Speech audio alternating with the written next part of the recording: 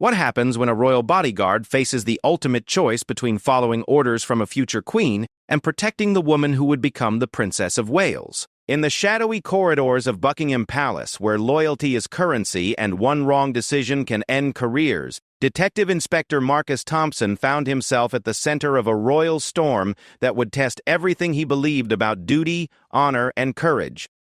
This is not just another royal tale of glamour and protocol. This is the untold story of a man who stood between danger and dignity, who chose conscience over commands, and whose split-second decision in a marble hallway would echo through the very foundations of the British monarchy. When Catherine Middleton needed protection most, and when powerful forces within the palace walls sought to leave her vulnerable, one guard's heroic stand changed the course of royal history forever.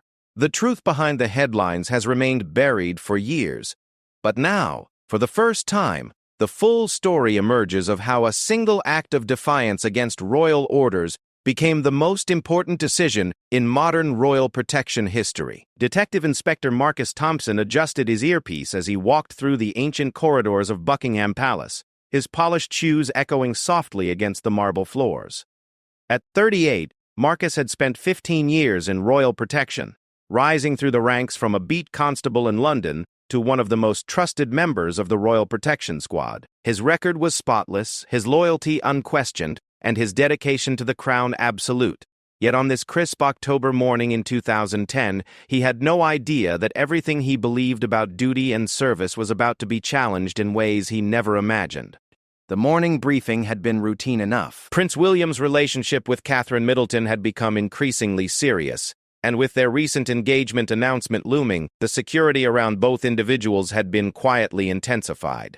Marcus had been assigned to Catherine's detail, a role that required not just physical protection, but also discretion and sensitivity. The young woman who would soon become the Duchess of Cambridge was navigating an entirely new world, and every step she took was being watched, analyzed, and often criticized by media and palace insiders alike. Marcus remembered his first meeting with Catherine 3 months earlier. She had been visiting William at Clarence House, and the usual security protocols were in place.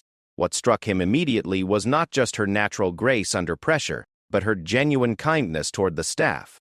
While other members of the royal circle often treated security personnel as invisible fixtures, Catherine always acknowledged them with a smile, asked about their families, and remembered details from previous conversations. It was a small thing, perhaps, but in the rigid hierarchy of royal service, such gestures meant everything. The assignment seemed straightforward initially. Marcus would provide close protection during Catherine's public appearances and private movements around London. The threats were minimal but real, primarily consisting of overzealous photographers, occasional protesters, and the ever-present concern of individuals who might wish to harm someone so closely connected to the future king. Marcus had handled similar assignments before, protecting various members of the extended royal family and visiting dignitaries. He understood the delicate balance required between visibility and invisibility, between protection and privacy. However, as the weeks passed, Marcus began to notice an undercurrent of tension within palace circles that he had not anticipated. The relationship between Prince William and his stepmother Camilla, the Duchess of Cornwall, had always been complex. While publicly cordial, those within the inner circle were aware of the deeper complications stemming from Camilla's role in the breakdown of William's parents' marriage. These tensions, which had seemed to settle into a manageable routine over the years, were now being reignited by William's serious relationship with Catherine. The first sign of trouble came during a private dinner at Clarence House in late October. Marcus was stationed outside the dining room, monitoring the security feeds and maintaining communication with the rest of the protection team. Through the partially open doors, he could hear fragments of what was clearly a heated discussion. Camilla's voice, usually controlled and measured, carried an edge of frustration that was unmistakable. She was expressing concerns about Catherine's background, her family's business ventures, and what she termed the inappropriate attention being paid to someone who was not yet officially part of the royal family. William's responses were firm but respectful, defending Catherine's character and their relationship. The conversation lasted nearly 2 hours, and when the dinner finally ended, The atmosphere remained thick with unresolved tension. As Camilla passed Marcus on her way out, she paused for a moment, studying his face with an intensity that made him uncomfortable. There was something calculating in her expression, as if she were taking his measure for purposes he could not yet understand. The following week brought the first direct challenge to Marcus's professional integrity.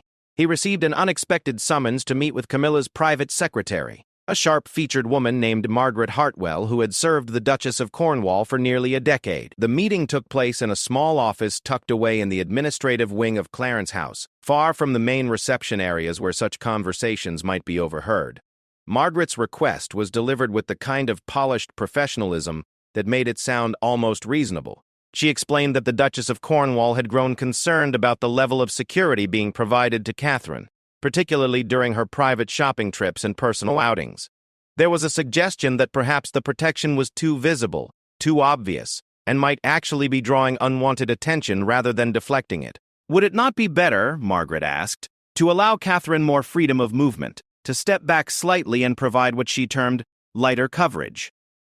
Marcus's instincts immediately rebelled against the suggestion. His experience and training told him that reducing protection during this particular time, when media interest was at its peak and the engagement announcement was imminent, would be not just inadvisable but potentially dangerous. He expressed his concerns diplomatically but firmly, explaining that the current security arrangements had been carefully calibrated based on threat assessments and intelligence reports. Any reduction in coverage would need to be approved by his superiors and supported by compelling security reasons. Margaret's response revealed the true nature of the request. With a smile that never reached her eyes, she suggested that perhaps Marcus was being overly cautious, that his protective instincts were clouding his judgment. She mentioned almost casually that there had been discussions at the highest levels about the appropriateness of the current arrangements. The implication was clear. This was not merely a suggestion but a directive, delivered through unofficial channels but carrying the weight of royal authority. The meeting ended with Marcus maintaining his professional demeanor while internally processing the implications of what had just occurred. He had been in royal service long enough to understand the complex web of relationships, rivalries, and power struggles that existed beneath the polished surface of royal life. What troubled him was not just the request itself, but the manner in which it had been made. If there were legitimate security concerns about the current arrangements, they should have been raised through proper channels, with full documentation and review by the appropriate authorities. Instead, he was being asked to make unauthorized changes to security protocols based on what appeared to be personal preferences rather than professional assessments. The suggestion that he was being overly protective of Catherine struck him as particularly significant. In his experience, there was no such thing as being overly protective when it came to royal security. The consequences of underestimating a threat or providing inadequate coverage could be catastrophic, not just for the individual being protected, but for the entire institution of the monarchy. That evening, Marcus found himself reviewing Catherine's schedule for the following week with unusual intensity. She had several public appearances planned, including a charity event in central London and a private visit to a children's hospital. Both events would require careful coordination with local police, venue security, and the ever-present media contingent. Any reduction in his team's coverage would create vulnerabilities that could be exploited by those with malicious intent. As he studied the security plans, Marcus reflected on his years of service and the oath he had taken when he first joined the Royal Protection Squad. His duty was to protect members of the royal family and those under their protection, regardless of personal feelings, political considerations, or internal palace dynamics. Catherine might not yet be officially part of the royal family, but she was under his protection by direct order of his superiors, and that protection came with absolute responsibilities that could not be compromised for any reason. The weight of the decision he was being asked to make settled on his shoulders like a heavy cloak. On one side was the clear directive from Camilla's office, backed by the implicit authority of her position as the future queen consort. On the other side were his professional instincts, his duty to protect Catherine, and his understanding of the potential consequences of reducing security coverage during such a critical time. Marcus spent the weekend wrestling with the dilemma, seeking guidance from his own conscience and experience. He had always prided himself on his ability to navigate the complex political waters of royal service while maintaining his professional integrity. He had seen other officers compromise their principles for career advancement or personal favor, and he had vowed never to follow that path. Yet now he found himself facing a situation where his professional judgment was being directly challenged by those who outranked him in the palace hierarchy, if not in the formal security structure. The following Monday morning brought a new development that would force his hand. Catherine had scheduled a private appointment at a medical clinic in central London, a routine visit that would normally require minimal security presence but careful advance planning. As Marcus reviewed the arrangements with his team, he realized that this would be the perfect opportunity for those pushing for reduced coverage to test his compliance with their unofficial directives. The appointment was scheduled for Tuesday afternoon, and as Marcus finalized the security details, he received another message from Margaret Hartwell. This time, the communication was even more direct. The Duchess of Cornwall had specifically requested that Catherine's security presence at the clinic be minimized to avoid drawing attention. Only one officer should accompany her, and he should maintain a discreet distance that would allow Catherine to enter and leave the building without obvious security presence. Reading the message, Marcus felt a cold certainty settle in his chest. This was not about avoiding attention or providing Catherine with privacy. This was a deliberate attempt to place her in a vulnerable position, for reasons he could only guess at, but which filled him with growing alarm. The medical clinic was located on a busy street in central London, surrounded by shops, restaurants, and heavy pedestrian traffic. Reducing security coverage to a single officer at a distance would leave Catherine exposed to any number of potential threats, from aggressive photographers to more serious dangers. As Tuesday morning arrived, Marcus made his decision. He would provide Catherine with full protection according to the established protocols, regardless of the pressure being applied through unofficial channels.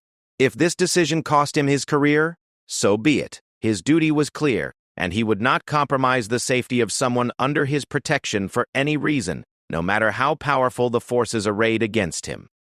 The morning of the clinic visit dawned gray and drizzly, typical London weather that would actually work in favor of the security arrangements. The reduced visibility would make it easier for Marcus's team to maintain their positions without being obviously visible to casual observers. Catherine arrived at the pickup point precisely on time, as was her custom, dressed in a simple coat and carrying a small handbag.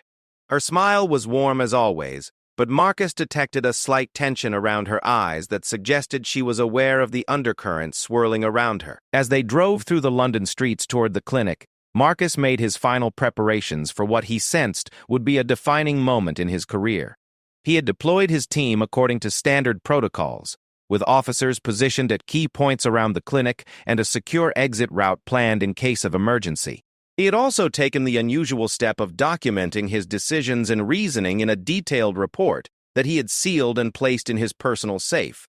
If questions were raised later about his actions, he wanted a clear record of his thinking and the factors that had influenced his decisions. The clinic visit itself proceeded without incident, but Marcus remained on high alert throughout. His decision to maintain full security coverage proved wise when a group of photographers appeared outside the building, apparently tipped off about Catherine's presence. With his team in position, they were able to manage the situation smoothly, ensuring Catherine's privacy while avoiding any confrontational scenes that might have created negative publicity. However, Marcus knew that the real test was yet to come. His defiance of the unofficial directive to reduce Catherine's security coverage would not go unnoticed, and he prepared himself for the consequences that would surely follow. As they returned to Clarence House that afternoon, he reflected on the choice he had made and the principles that had guided his decision. Whatever happened next, he had acted according to his conscience and his duty, and that knowledge provided him with a sense of peace, even as storm clouds gathered on the horizon. The consequences of Marcus's decision to maintain full security protocols came swiftly and with a force that surprised even him. Within hours of Catherine's return from the clinic visit, his secure phone buzzed with a message requesting his immediate presence at a meeting that evening. The location was unusual, a small conference room in the administrative wing that was typically used for sensitive discussions away from the main palace areas where conversations might be overheard by the wrong people. When Marcus arrived at the designated room, he found himself facing a panel that spoke to the seriousness of the situation. Margaret Hartwell sat at the head of the polished mahogany table, her expression stern and unforgiving. To her left was Sir Edmund Blackstone, a senior palace administrator whose influence extended far beyond his official title. On her right sat Commander Patricia Reeves, a veteran of the Royal Protection Squad whose loyalty to certain members of the royal family was well known throughout the service. The atmosphere in the room was cold and formal, a stark contrast to the collegial relationships Marcus had enjoyed throughout his career. Margaret began the meeting without any of the usual pleasantries, her voice carrying the authority of someone accustomed to having her directives followed without question. She expressed disappointment in Marcus's decision to ignore the guidance provided regarding Catherine's security arrangements, framing his actions as insubordination and poor judgment. Sir Edmund's contribution was more subtle but equally damaging. He spoke about the importance of flexibility in royal protection, the need for officers to understand the broader political and personal dynamics at play within the palace. He suggested that Marcus's rigid adherence to standard protocols showed a lack of sophistication, an inability to adapt to the complex realities of royal service. The implication was clear. Marcus was being portrayed as an inflexible officer who could not be trusted to exercise appropriate judgment in sensitive situations. Commander Reeves delivered what was perhaps the most troubling criticism.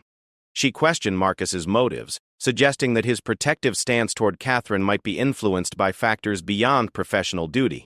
The accusation was carefully worded but unmistakable, implying that Marcus had developed an inappropriate personal interest in his charge that was clouding his professional judgment. It was a serious allegation that could destroy his career and reputation within the close-knit world of royal protection. Throughout the meeting, Marcus maintained his composure while internally cataloging each accusation and implication. He had expected criticism for his decision, but the coordinated nature of the attack and the specific allegations being made suggested that this confrontation had been carefully planned. The participants in the meeting represented different power centers within the palace structure, and their unified opposition to his actions indicated that he had crossed a line that extended beyond simple disagreement over security protocols. When finally given the opportunity to respond, Marcus chose his words carefully.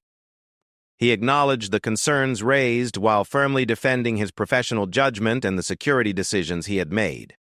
He pointed to his 15-year record of service, his expertise in threat assessment, and the specific factors that had influenced his decision to maintain full coverage during Catherine's clinic visit. Most importantly, he emphasized that his primary responsibility was to ensure the safety of those under his protection, and that this responsibility took precedence over all other considerations.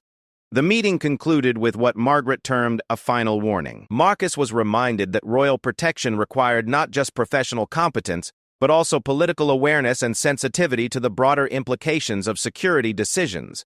Any future instances of what she called independent action would result in immediate reassignment and possible disciplinary proceedings. The message was delivered with bureaucratic precision, but the underlying threat was unmistakable. As Marcus left the meeting, he realized that he had crossed a threshold from which there might be no return. His decision to prioritize Catherine's safety over political considerations had marked him as unreliable in the eyes of certain palace factions. The accusations of inappropriate personal interest were particularly troubling because they represented a direct attack on his professional integrity and could be used to justify any future actions taken against him. The following days brought a series of subtle but unmistakable changes in Marcus's working environment. Colleagues who had previously been friendly and collegial became distant and formal. Administrative requests that had once been processed quickly now required additional approvals and documentation. Most significantly, his access to certain intelligence briefings and planning meetings was restricted, ostensibly for security reasons, but clearly designed to limit his ability to effectively protect Catherine. The pressure campaign escalated when Marcus received an unexpected visit from Detective Chief Inspector William Morrison, a senior officer in the Royal Protection Squad whom Marcus had known and respected for many years. Morrison's presence at Marcus's small flat in South London was highly unusual, as such visits were typically arranged through official channels and conducted in secure locations within the palace complex.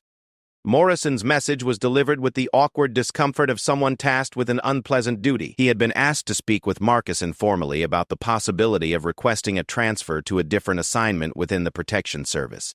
There were openings available with other members of the royal family, Morrison explained, positions that might be better suited to Marcus's particular skills and experience. The suggestion was presented as an opportunity for career advancement, but Marcus understood it for what it really was, an ultimatum disguised as friendly advice.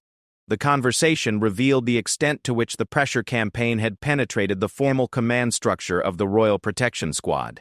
Morrison, despite his personal respect for Marcus, was clearly acting on instructions from higher authorities. He spoke carefully about the importance of team cohesion and the need for all officers to work harmoniously with palace staff and administration. The implication was that Marcus's continued presence on Catherine's detail was creating friction that was affecting the broader effectiveness of the protection service.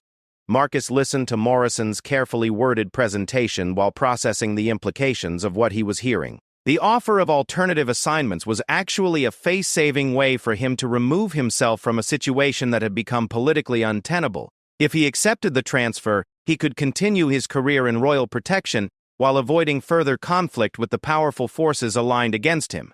If he refused, he would likely face escalating pressure that could ultimately end his career entirely. The decision required careful consideration of factors that extended far beyond his personal preferences. Marcus had always taken pride in his ability to serve the crown with distinction, and the prospect of ending his career under a cloud of controversy was deeply troubling. At the same time, accepting the transfer would mean abandoning Catherine, at a time when she was clearly being targeted by forces within the palace that wished to leave her vulnerable. That evening, Marcus found himself walking along the Thames, seeking clarity in the familiar rhythm of the river and the distant sounds of London traffic. The weight of the decision pressed heavily on his shoulders as he considered the various paths available to him. His 15 years of service had been built on a foundation of integrity and commitment to duty, values that now seemed to be in direct conflict with the political realities of his current situation. The next morning brought an incident that would crystallize Marcus's thinking and force his hand in ways he had not anticipated. Catherine was scheduled to attend a private viewing at an art gallery in Mayfair, an event that had been planned weeks in advance and required careful coordination with gallery security and local police. The viewing was being hosted by a prominent charity with which Catherine had recently become associated, and several other notable figures from London society were expected to attend. As Marcus reviewed the security arrangements for the event, he discovered that significant changes had been made to the original plans without his knowledge or approval. The number of protection officers assigned to the event had been reduced by half, and the remaining personnel had been given instructions to maintain what was described as a low-profile presence. Most troubling of all, the advanced security sweep of the gallery and surrounding area had been cancelled, ostensibly due to concerns about drawing unwanted attention to the event. The changes represented a fundamental compromise of the security protocols that Marcus had established for Catherine's protection. The gallery was located on a busy street in one of London's most prominent shopping districts, surrounded by businesses and restaurants that would make surveillance and crowd control particularly challenging. Reducing the protection team and eliminating advanced security measures would create multiple vulnerabilities that could be exploited by anyone wishing to harm Catherine or disrupt the event. Marcus immediately requested a meeting with his direct superior, Commander Sarah Mitchell, to discuss the security changes and express his concerns about the revised arrangements. The meeting took place in Mitchell's office at New Scotland Yard, away from the palace environment where conversations might be monitored or overheard. Mitchell was a seasoned professional whom Marcus had always respected, and he hoped that she would understand the seriousness of the situation and support his efforts to maintain appropriate security coverage. However, Mitchell's response revealed the extent to which the pressure campaign had influenced even the formal command structure of the Royal Protection Squad. She acknowledged Marcus's concerns while making it clear that the security changes had been approved at the highest levels and were not subject to modification. When Marcus pressed for details about the reasoning behind the changes, Mitchell became evasive, speaking in general terms about the need to balance security considerations with other factors that she was not authorized to discuss. The conversation took a more serious turn when Mitchell addressed Marcus's overall performance and future with the service.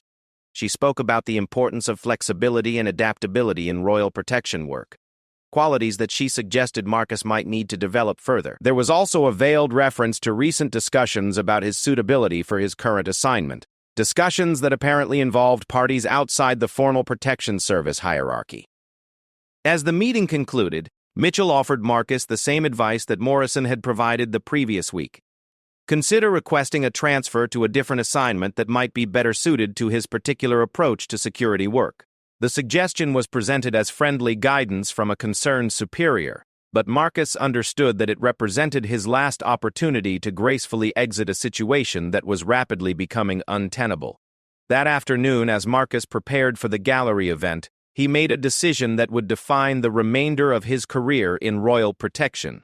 Despite the pressure from multiple sources and the clear threat to his professional future, he would not compromise Catherine's safety by accepting security arrangements that he believed to be inadequate.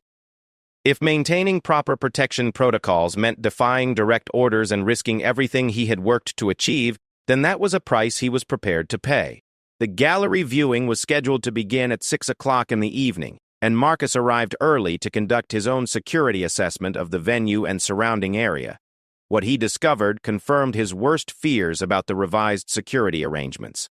The gallery had multiple entrances and exits, several of which were not being covered by the reduced protection team. The surrounding streets were busy with pedestrian traffic, and there were numerous locations where potential threats could position themselves without being detected by the limited security presence. Most troubling of all was the discovery that the guest list for the event had been expanded significantly since the original security planning had been completed. Additional attendees had been added at the last minute, including several individuals whose backgrounds had not been vetted by the Protection Service. The combination of inadequate security coverage and unknown attendees created a volatile situation that filled Marcus with growing alarm. As Catherine's arrival time approached, Marcus found himself facing the defining moment of his career. He had the authority to implement additional security measures based on his assessment of the threat level, but doing so would directly contradict the orders he had received from higher authorities. Alternatively, he could follow the prescribed security plan and hope that nothing happened during the event, knowing that any incident would be on his head regardless of the limitations he had been forced to accept. Standing in the elegant confines of the Mayfair Gallery, surrounded by priceless works of art and the quiet murmur of preparation for the evening's event, Marcus made his choice. He would protect Catherine according to the standards he believed were necessary, regardless of the personal and professional consequences that might follow. The decision filled him with both relief and apprehension, knowing that he was about to cross a line from which there would be no return. The evening of the gallery viewing arrived with an unseasonable warmth that brought crowds of shoppers and tourists to the streets of Mayfair. As Marcus positioned his team according to his own security assessment rather than the officially approved plan, he felt the weight of his decision settling into his bones. Every additional officer he had called into position, every security measure he had implemented beyond the prescribed minimum, represented a direct challenge to the authority of those who sought to compromise Catherine's protection. Catherine arrived at precisely 6:15, stepping out of the official car with the grace and composure that had made her such a compelling figure in the public eye. She wore a simple but elegant black dress that was perfectly appropriate for the occasion, and her smile was warm as she greeted the gallery owner and charity officials who had gathered to welcome her. To casual observers, everything appeared normal and well orchestrated, but Marcus knew that beneath the surface, a carefully planned confrontation was about to unfold.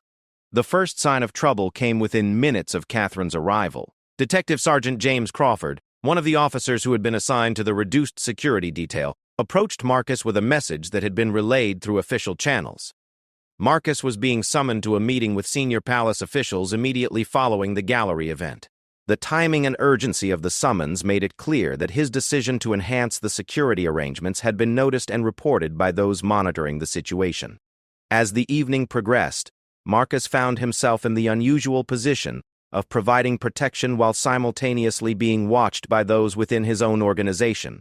Several individuals at the gallery were clearly not there for the charity viewing. Their attention focused more on monitoring the security arrangements than on appreciating the art on display. Among them was Detective Inspector Helen Carstairs, a colleague from the Royal Protection Squad, whose presence at such an event would normally have been coordinated through proper channels.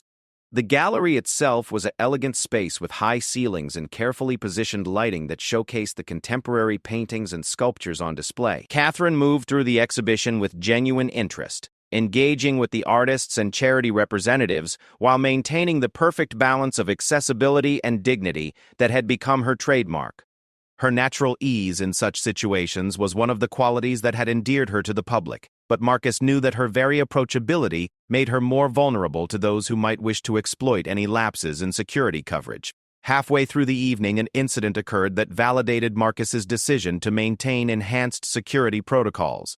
A man in his 30s, well-dressed and carrying what appeared to be a legitimate invitation, approached Catherine as she examined a particularly striking abstract painting. His demeanor was polite and respectful, but something in his manner triggered the protective instincts that Marcus had developed over years of experience in royal protection. The individual introduced himself as a journalist writing a feature article about the charity's work, and he requested a brief interview with Catherine about her involvement with the organization. His credentials appeared legitimate, and under normal circumstances, such a request would have been handled through proper media channels with advance approval and supervision. However, Marcus's enhanced security assessment had revealed that this individual's name did not appear on any of the approved media lists for the event. Marcus stepped forward smoothly, intercepting the conversation with the practiced ease of someone who had handled countless similar situations. He politely explained that any interview requests needed to be coordinated through official channels, and he guided Catherine away from the individual while maintaining a pleasant and professional demeanor. To most observers, the interaction appeared to be nothing more than routine protocol management, but Marcus sensed that something more significant had just been prevented.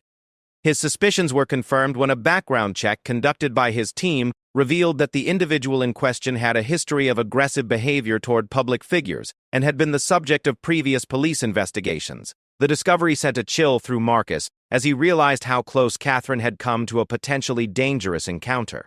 If he had followed the reduced security protocols that had been officially mandated, there would have been no one positioned close enough to intervene effectively. The remainder of the gallery viewing proceeded without further incident, but Marcus remained on high alert as he processed the implications of what had occurred. The presence of an individual with a concerning background at an event where security had been deliberately reduced could not be explained as mere coincidence. Someone had either failed to conduct proper background checks on the attendees, or the security lapses had been deliberately orchestrated to create opportunities for exactly this type of encounter.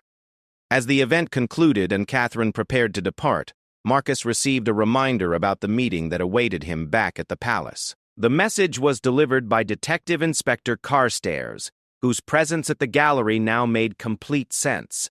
She had been positioned there to observe and report on Marcus's actions, and her subsequent report would undoubtedly form part of the evidence used against him in the confrontation to come. The drive back to the palace was conducted in professional silence, but Marcus could see the concern in Catherine's eyes as she processed the evening's events. She had been aware of the individual who had approached her, and had sensed the tension in Marcus's intervention, even though she had not been briefed on the specific security concerns. Her intelligence and intuition had always made her a perceptive observer of the dynamics around her, and Marcus knew that she understood more about her current situation than many people realized. Upon their return to Clarence's house, Marcus ensured that Catherine was safely inside the building before preparing for the meeting that would determine his future in royal protection. He took a few moments to review his notes from the evening and to organize his thoughts about the decisions he had made and the reasoning behind them. Whatever happened in the coming confrontation, he wanted to present a clear and professional account of his actions. The meeting was held in the same administrative conference room where Marcus had faced his first formal reprimand several days earlier. This time, however, the panel was larger and more imposing, including representatives from the highest levels of palace administration and royal protection squad hierarchy. Sir Edmund Blackstone once again served as the senior administrative representative, but he was joined by Deputy Assistant Commissioner Robert Hayes, the operational head of the Royal Protection Squad, whose presence indicated that the matter had escalated to the highest levels of the security organization. Margaret Hartwell began the proceedings with a detailed recitation of Marcus's actions during the gallery event, focusing particularly on his decision to deploy additional security personnel and implement enhanced protective measures without authorization. Her presentation was methodical and damning, painting a picture of an officer who had deliberately defied direct orders and demonstrated a pattern of insubordination that could not be tolerated within the Royal Protection Service. Deputy Assistant Commissioner Hayes addressed the more serious implications of Marcus's actions, speaking about the importance of command structure and discipline within the Protection Service. He emphasized that the effectiveness of royal security depended on the absolute reliability of all personnel to follow orders and work within established protocols. Marcus's unauthorized modifications to security arrangements, regardless of his motivations, represented a fundamental breach of trust that undermined the entire system. Sir Edmund's contribution focused on the broader political implications of Marcus's behavior. He spoke about the delicate relationships between various members of the royal family and the importance of security arrangements that took into account not just physical threats, but also the complex personal and political dynamics within the palace environment. Marcus's rigid focus on what he termed narrow security considerations showed a lack of understanding of these broader responsibilities. When finally given the opportunity to defend his actions, Marcus knew that his career hung in the balance. He began by acknowledging the seriousness of the concerns raised and expressing his deep respect for the command structure and protocols of the Royal Protection Squad. However, he then presented a detailed account of his security assessment for the gallery event, including the specific vulnerabilities he had identified and the potential threats that had materialized during the evening. The discovery of the individual with a concerning background who had attempted to approach Catherine served as powerful evidence supporting Marcus's enhanced security measures. He presented the background check results and explained how his additional security personnel had been positioned to identify and intercept exactly this type of threat. Without these measures, he argued, Catherine could have been placed in serious danger. Marcus also addressed the broader pattern of pressure he had experienced to reduce Catherine's security coverage, presenting a carefully documented timeline of unofficial requests and directives that had come from sources outside the formal protection service hierarchy. He emphasized that his primary responsibility was to protect those under his care, and that this responsibility could not be compromised regardless of political considerations or administrative preferences. The panel's reaction to Marcus's presentation was mixed, with clear divisions emerging between those who viewed his actions as insubordination and those who recognized the validity of his security concerns. Deputy Assistant Commissioner Hayes seemed particularly troubled by the evidence of unauthorized individuals at the gallery event and the implications of reduced security coverage in such circumstances. However, the political weight of the opposition to Marcus became clear when Sir Edmund dismissed the security incident as an unfortunate coincidence that could have been handled through normal protocols. He argued that Marcus's unauthorized enhancement of security arrangements had actually created more problems than it had solved by demonstrating an inability to work within established guidelines and respect legitimate authority. The meeting stretched late into the night as the panel debated Marcus's fate and the broader implications of his actions. Through it all, Marcus maintained his professional composure while internally preparing for whatever decision might emerge. He had presented his case as clearly and thoroughly as possible, and he knew that the outcome would depend as much on political considerations as on the merits of his security judgment. The final decision, when it came, was delivered by Deputy Assistant Commissioner Hayes with the formal gravity appropriate to such proceedings. Marcus would be reassigned immediately to a different position within the Royal Protection Squad, effective the following morning. The transfer was presented as an opportunity for him to utilize his skills in an environment where his particular approach to security work would be more appropriate. However, the reassignment came with conditions that made clear the seriousness of the situation. Marcus would be placed on probationary status for a period of 1 year, during which his performance would be closely monitored and evaluated. Any further instances of what the panel termed independent action or failure to follow proper protocols would result in immediate dismissal from the Royal Protection Squad. Most significantly, Marcus was informed that he would no longer be eligible for assignments involving high-profile protection details or sensitive political situations. His future role would be limited to routine security duties that would not require the same level of discretion and political awareness that had apparently been lacking in his recent performance. As the meeting concluded and Marcus prepared to leave the conference room, he reflected on the price he had paid for his decision to prioritize Catherine's safety over political considerations. His career in royal protection had effectively ended, even though he would technically remain within the organization. The limitation on future assignments meant that he would never again have the opportunity to serve at the highest levels of royal security. Yet as he walked through the quiet corridors of the palace in the early hours of the morning, Marcus felt a sense of peace that surprised him. He had acted according to his conscience and professional judgment, and his actions had potentially prevented serious harm to someone under his protection. The discovery of the threatening individual at the gallery had validated his security concerns and demonstrated that his enhanced protective measures had been necessary and appropriate. The following morning would bring new challenges and the beginning of a different phase in his career, but Marcus knew that he had upheld the fundamental principles that had guided his service to the crown.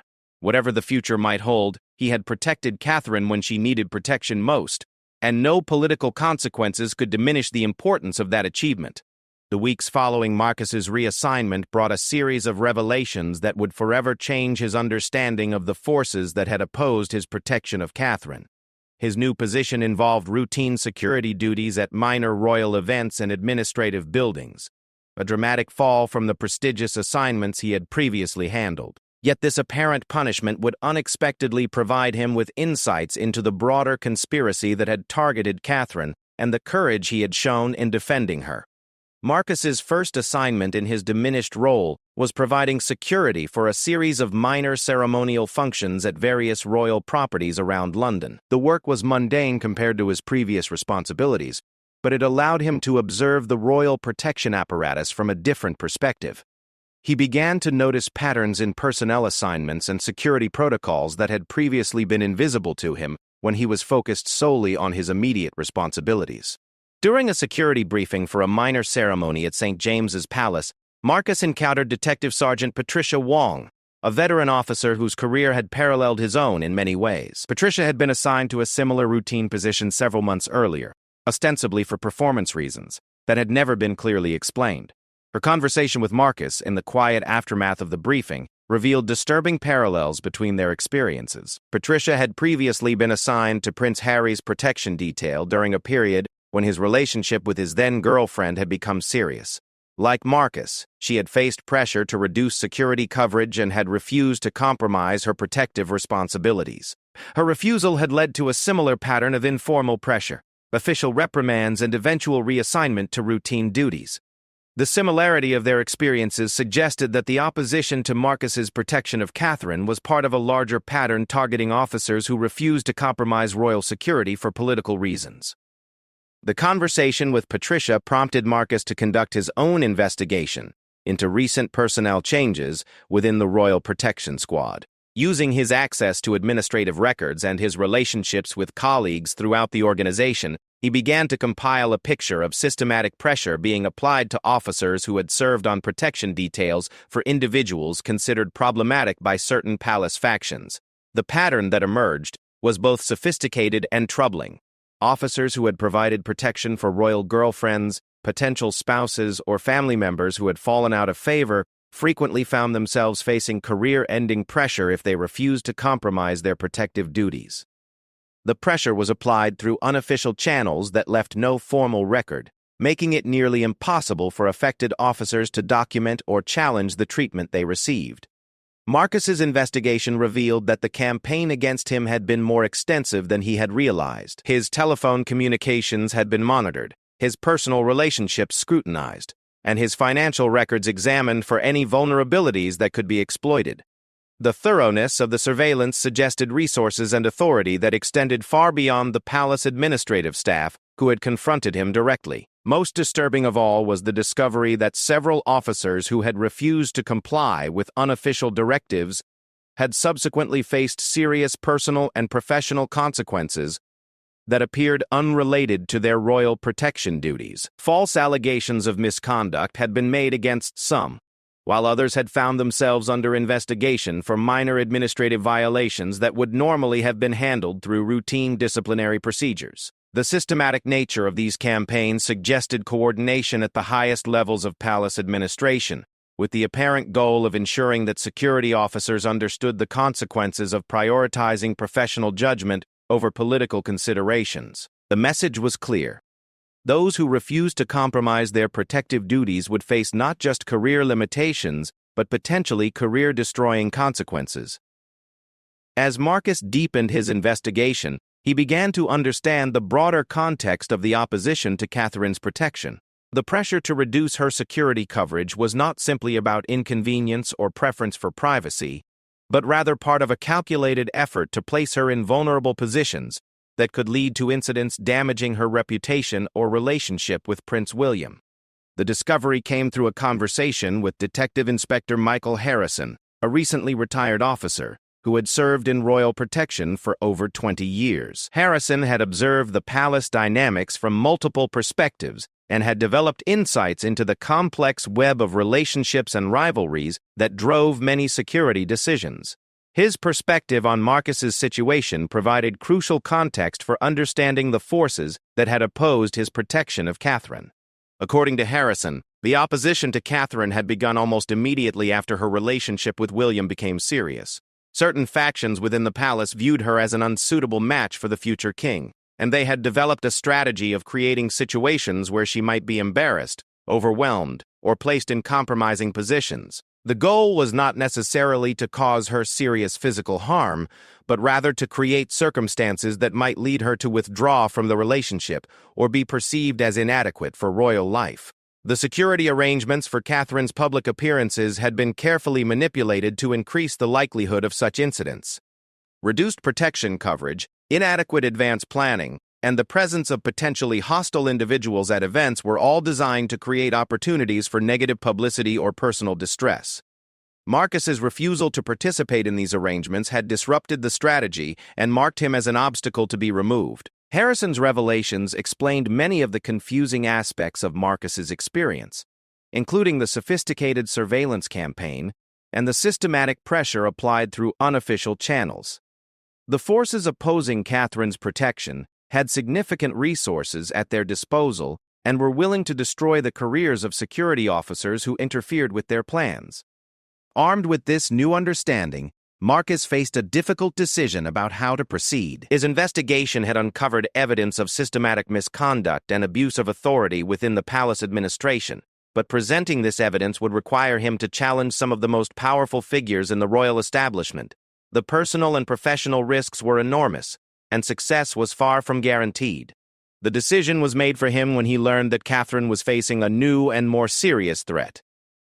Through his contacts within the protection service, Marcus discovered that plans were being made for a significant reduction in Catherine's security coverage during her upcoming engagement announcement and the public appearances that would follow. The official justification was budget considerations and the need to avoid excessive security presence during what should be celebratory events. However, Marcus's investigation had revealed that the engagement period would be precisely the time when Catherine would be most vulnerable to the kind of orchestrated incidents that certain palace factions sought to create. The combination of intense media attention, large public gatherings, and reduced security coverage would provide numerous opportunities for embarrassing or dangerous situations that could damage her reputation or relationship with William. Marcus knew that he had to act, despite the personal cost. His conscience would not allow him to stand by while someone he had sworn to protect was deliberately placed in danger for political reasons. The question was how to proceed in a way that would be most effective while minimizing the risk of retaliation against himself and other officers who had supported proper security protocols. The solution came through an unexpected source. Commander Sarah Mitchell, Marcus's direct superior who had delivered his official reprimand, approached him with a proposition that revealed her own concerns about the situation. Mitchell had been conducting her own investigation into recent personnel changes and security protocol modifications, and she had reached conclusions similar to those of Marcus. Mitchell proposed a coordinated approach that would document the systematic pressure being applied to security officers and present evidence of deliberate attempts to compromise royal protection. She had identified other officers who had faced similar treatment and who might be willing to come forward with their experiences. The goal was to present a comprehensive case that could not be dismissed as the complaints of a single disgruntled officer. The plan required careful coordination and absolute secrecy, as discovery would likely result in immediate dismissal for all involved parties. Mitchell had identified a senior official within the Metropolitan Police, who had the authority and integrity necessary to investigate the allegations properly. The key was presenting enough evidence to justify a formal investigation while protecting the sources who had provided information. Over the following weeks, Marcus and Mitchell worked together to compile a comprehensive dossier documenting the systematic pressure applied to royal protection officers. The evidence included recorded conversations, official documents that contradicted public statements, and testimony from multiple officers who had experienced similar treatment. The case they built was thorough and damning, revealing a pattern of misconduct that extended to the highest levels of palace administration. The most compelling evidence was the documented reduction in security coverage for individuals who had subsequently faced serious threats or incidents. The pattern showed that compromised protection arrangements had repeatedly led to exactly the kind of dangerous situations that proper security protocols were designed to prevent. The correlation between reduced coverage and subsequent incidents was too consistent to be explained by coincidence. When the dossier was finally presented to Deputy Assistant Commissioner Elizabeth Harper, the senior Metropolitan Police official whom Mitchell had identified as trustworthy, the response was immediate and serious. Harper recognized the implications of the evidence and the potential consequences if the systematic compromise of royal protection was allowed to continue.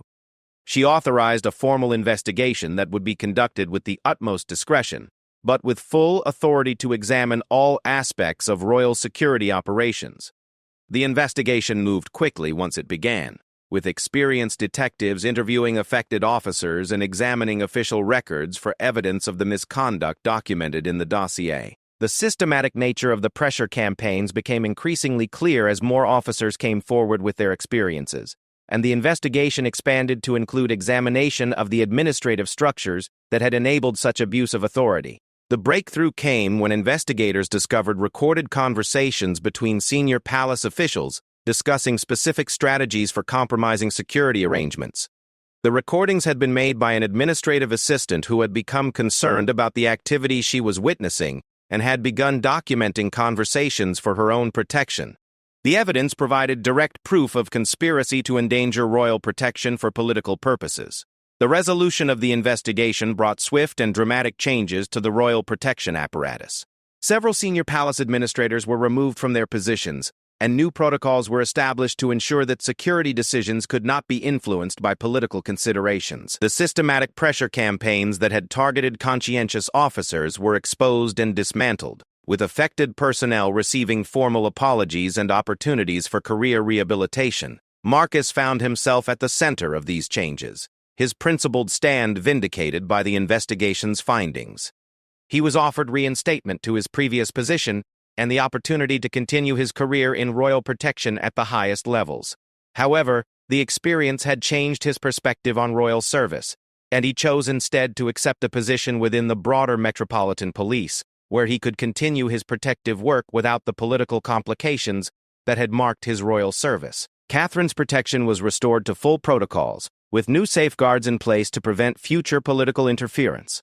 The engagement announcement proceeded with proper security coverage, and subsequent events demonstrated the wisdom of maintaining professional standards despite political pressure. The threats that Marcus had identified and prevented were ultimately shown to have been real and serious, validating his decision to prioritize safety over convenience. Years later, as Marcus reflected on his experience, he realized that his stand had been about more than protecting one individual or advancing his own career. He had defended the fundamental principle that security decisions must be based on professional judgment rather than political considerations, and that those sworn to protect others must never compromise their duties regardless of the pressure applied against them.